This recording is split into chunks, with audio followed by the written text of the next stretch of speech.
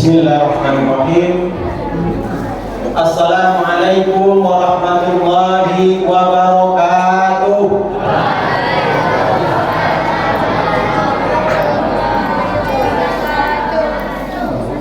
Innal hamdalillah nahmaduhu wa nasta'inuhu wa na'udzu billahi min shururi anfusina wa min sayyiati a'malina. Man yahdihillahu fala mudilla lahu wa man yudlilhu fala hadiya lahu. Asyhadu an la ilaha illallah wahdahu la syarika lahu wa asyhadu anna Muhammadan abduhu wa rasuluh la nabiyya ba'da, amma ba'd. Bapak Ibu yang dirahmati oleh Allah Subhanahu wa taala, malam itu Bu awal masuk malam ka kurang puji Bu. Banyak makan pizza tadi. Banyak, alhamdulillah. Aduh dah kok aku lagi bisa makan pizza tadi Pak. Asam urat lah. Awak masih bisa makan pizza, maka alhamdulillah. Hari ini kita sudah masuk malam ketiga Ramadan. Maka kita bersyukur kepada Allah Subhanahu wa taala karena Allah Subhanahu wa taala masih memberikan nikmatnya kepada kita. Kalau sempat Allah Subhanahu wa taala mencabut salah satu nikmatnya saja Pak. Salah satu nikmat yang Allah cabut dari dalam diri kita, yaitu nikmat nyawa yang Allah berikan kepada kita. Hadirlah kita malam ini Pak? Hadir nak Bu? Hadir. Kalaulah Allah mencabut nikmat nyawa yang ada di dalam diri kita, maka kita tidak dikatakan nama kita oleh saudara-saudara kita. Sudah dikatakan almarhum atau almarhumah. Maka karena itu kita syukuri apa yang Allah berikan kepada kita. Mudah-mudahan kita termasuk hamba-hamba yang selalu bersyukur kepada Allah Subhanahu wa taala. Dan selawat kita kirimkan kepada baginda kita, Nabi besar kita Muhammad sallallahu alaihi wasallam. Harapan kita, saudara-saudara kita, tetangga-tetangga kita, semuanya nanti berada di surga bersama Nabi besar kita Muhammad sallallahu alaihi wasallam. Itu harapan kita, tak ada lain harapan kita Bapak Ibu yang dirahmati Allah. Pada malam hari ini tadi apa datang ke aku sampai ketikmu tentang ceramah malam kau. Berarti yang buku Bang Serap Bapak. Ini ustaznya apa yang suka? Kalau Bang Serap aku pun tak jadi yang hotel sam. Yang hotel sam sampai. Alhamdulillah ada pakai doa. Bapak Ibu yang dirahmati Allah Subhanahu wa taala. Nabi 2 bulan sebelum masuk di bulan Ramadan itu Nabi sudah berdoa, Pak. Nabi Muhammad sallallahu alaihi wasallam masih di bulan Rajab, Nabi sallallahu alaihi wasallam sudah berdoa supaya Nabi Muhammad sallallahu alaihi wasallam masuk ke bulan Ramadan. Nabi di masuk surga atau tidak Nabi? Dijamin masuk surga. Nabi dikenal sebagai Habibullah, kekasih Allah. Tapi ngapo Pak Nabi berdoa aja supaya masuk bulan Ramadan? Allahumma barik lana fi Rajab wa Safar wa balighna Ramadan. Itu doa Nabi Pak. Awak ada doa Pak?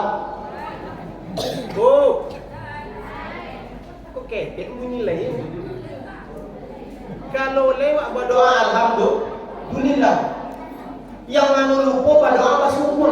Ndak berdoa awak sampai juga bulan Ramadan. Karena beberapa bulan yang lalu Pak, ada dosen namo di Pekanbaru. Kalau nggak salah sebulan setengah sebelum Ramadan ini berangkat umroh. Harapan supaya balik ke tanah air 2 minggu atau sebulan masuk Ramadan awak dari tanah suci. Apa yang terjadi Pak? Ketika berada di Madinah, Allah Subhanahu wa taala lebih dulu mengambil nyawanya daripada sampai ke tanah. Jangan kurang Pak. Hanya video yang nampak di kami ini. Guru aku dimakamkan di Madinah. Awak hanya bisa planning Bu. Hanya Allah Subhanahu wa taala lah yang menyampaikannya, yang mengabulkannya. Kita sebagai manusia hanya memplanning atau mengatur atau merencanakan atau berdoa, dan semua keputusan dari Allah Subhanahu wa Ta'ala. Apa istimewanya bulan Ramadan itu? Ramadan itu ada para ulama mengatakan berasal dari kata romdo. Ada juga yang mengatakan romat, ada romit yang artinya panas. Makna sebenarnya di Arab Saudi ketika masuk bulan Ramadan itu Pak, cuacanya 47 sampai 50 derajat Celcius, Bu. Bapak Bu, 47 sampai 50. Awak bunyi Bu, mati je secik lah mau ngikit aku masuk masjid. Wah, aku masuk masjid kok. Tak tengok asyik, kerja lah bayi lah. Waktu ni pakai bawah. Tak sampai dia apa yang selalu jemput ibu. Kenapa di Arab Saudi 47 sampai 50 itu anginnya luar biasa, Pak. Tapi mengapa ibadah orang di situ meningkat kuat? Maka ada juga yang menerjemahkan rombo ini sebagai membakar. Kalau bapak ibu punya parang, pisau, ladiong, canggung, itu lengkap kita sebut. Punya ibu, kemudian pisau itu di luar rumah. 1 tahun penuh dia kena panas, 1 tahun penuh kena hujan, bekarat nggak pisau itu? Bekarat nggak Bu? Bekarat ini Pak. Maka cara untuk menghilangkan kali itu, Bapak coba lagi gosok-gosok, tak hilang juga Pak. Ya, diambil terus yang ada besinya, tak hilang juga. Kemana bawa? Dikasihlah ke orang yang pandai besi. Apa yang dilakukan orang pandai besi? Langsung membakar parang tersebut. Setelah dibakar barulah karat itu hilang Pak. Karat itu hilang. Maknanya apa? 11 bulan parang tadi sudah berkarat, maka ketika Ramadan datang dibakar karatnya, maka keluar dari Ramadan dalam keadaan suci, bersih Pak. Tentu syarat dan ketentuan berlaku. Tidak semarang masuk Ramadan masuk rawat. Selesai Ramadan selesai rawat. Mau ikut kan ikut rawat. Sudah beli Ramadan naik kan sama kau. Ini kenyataan Bu. Mohon maaf bukan di awak konco. Dulu aku masih aktif di MDI Kota Pekanbaru Pak. Malam malam ke malam kebun luar biasa Pak. Tinggal malam terakhir itu pemain inti saudara. Pemain inti, pengurus masjid dan apa-apa yang biasa sama saya. Yang lain kemana? On tanah. Menurut kau sama saya lain Pak. Awak harus susah. Maka itulah ulama mendefinisikan, karena 11 bulan kita sudah berbuat dosa, Allah berikan 1 bulan untuk dilipat gandakan pahala di dalam bulan Ramadan.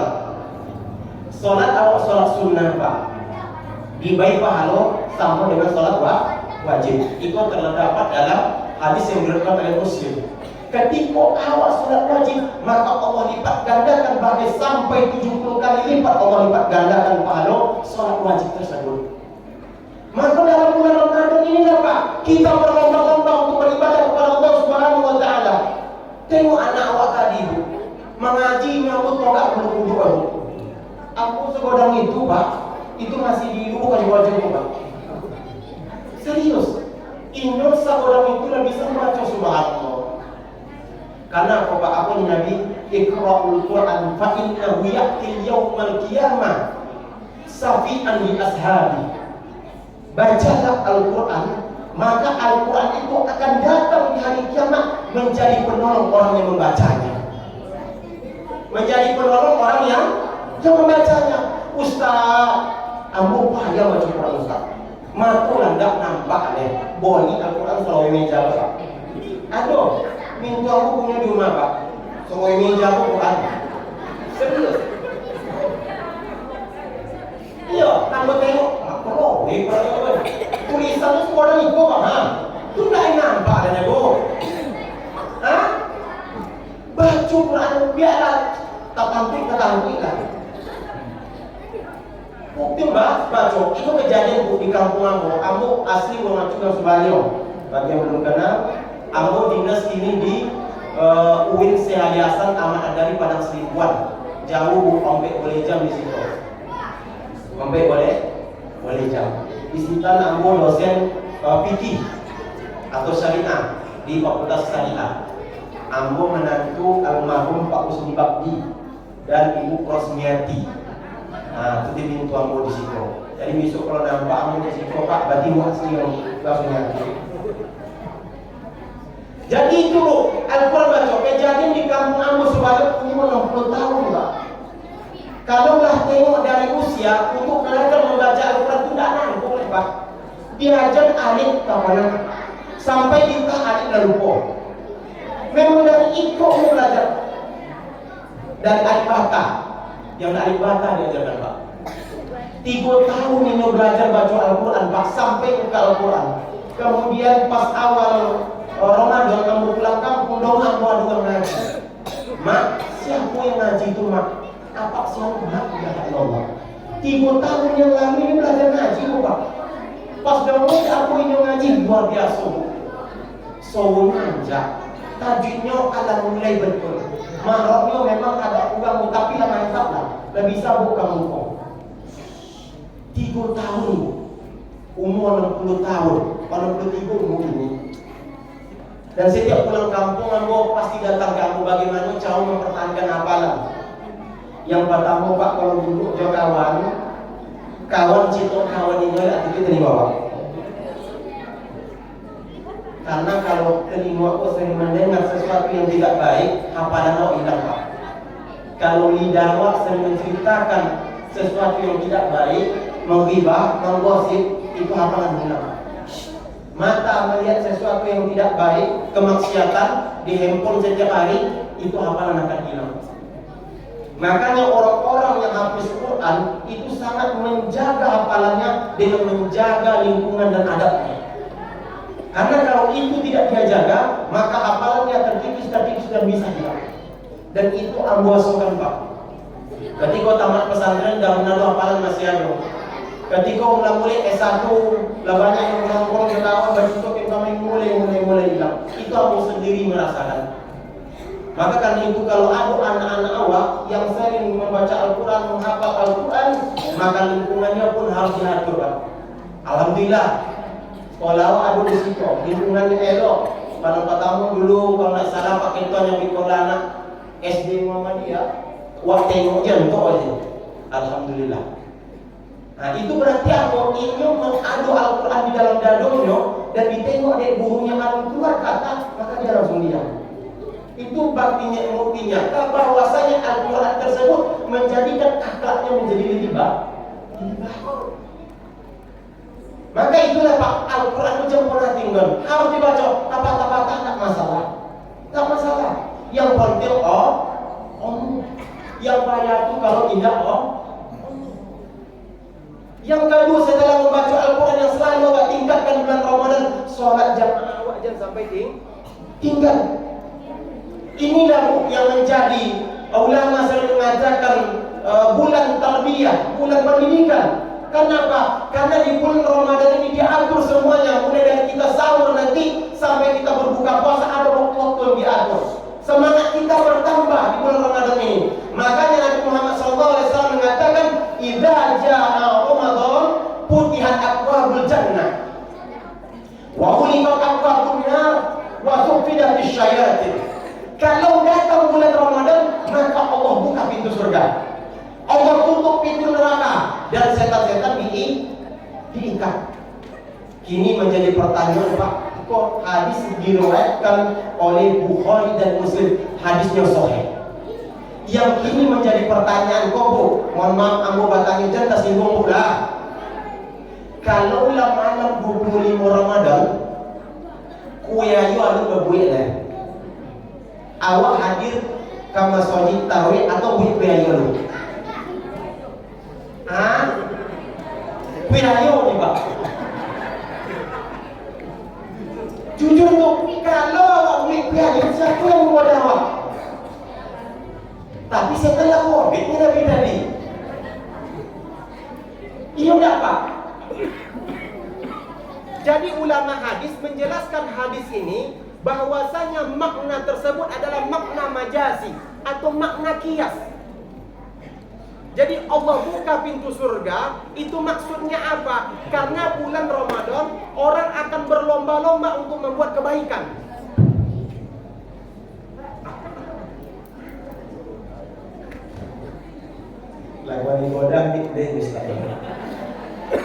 Jadi ketika datang bulan Ramadan, Allah buka pintu surga, itu seolah-olah pintu surga terbuka. Karena apa Pak? Kalau ada kawan awak nak awak pergi sholat tarawih, boleh kopi atau ni? Enggak. Bulan Ramadan kok, dan harus sholat tarawih berjamaah. Kalau ada kawan kita mengajak tidak sholat berjamaah, kita tidak mau. Padahal sebelum datang Ramadan kita mau. Berarti ketika ajakan tersebut kita tolak, kita berlomba-lomba untuk berbuat kebaikan karena ada bulan Ramadan, karena dilipat gandakan pahala oleh Allah Subhanahu wa taala, maka seolah-olah pintu surga itu dibukakan oleh Allah Subhanahu wa taala. Kemudian dilanjutkan, "Wuliqat abwabun nar", dan pintu neraka itu ditutup. Kalaulah ada anak muda di kampung awak Kopah, diajak maksiat, diajak bercewek yang enggak. Dan kamu ke bulan Ramadan kau banyak cek pahala, tak akan pengen berjalanan. Jadi karena dia menolak kemaksiatan tersebut, menonton sesuatu yang tidak baik dan tinggalkan, maka seolah-olah pintu neraka itu ditutup oleh Allah Subhanahu wa taala. Kalaulah apa ibu kau jangan membuat yang elok, salat berjamaah terus, puasa lancar, kemudian apa lagi? Ngaji terus, tidak pernah menghina orang, tidak pernah memfitnah orang, bercerita yang baik-baik, itu setan apa kau jual enggak? Setan apa kau jual?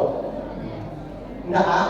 Aduh, maka seolah-olah setan tersebut diborgol oleh Allah Subhanahu wa taala. Itu makna dari hadis yang dijelaskan oleh ulama hadis. Kemudian dijelaskan juga oleh Ustaz Ali Hidayat Al-Mutaimim ini. Maka karena itu, kalau itu kita lakukan terus, kebaikan kita lakukan terus, maka seolah-olah setan itu diikat oleh Allah Subhanahu wa taala. Dengan makna yang sebenarnya setan tak mau bebas. Jangan bekok ketika awal ni video gitu kan, setannya salah. Nah, bu, jangan sodo salah setan, kadang-kadang memang awak je mah deh baik. Jadi itu Bapak Ibu, maka mari kita berlomba-lomba membuat kebaikan di bulan Ramadan. Mudah-mudahan kita termasuk orang-orang yang dilahirkan setelah Ramadan dalam keadaan fitrah, bersih seperti bayi yang dilahirkan. Mungkin itu yang dapat saya sampaikan. Tidak salah, mohon maaf. Kalau ada salah kata, mohon maaf. Akhirul kalam. Assalamualaikum warahmatullahi wabarakatuh.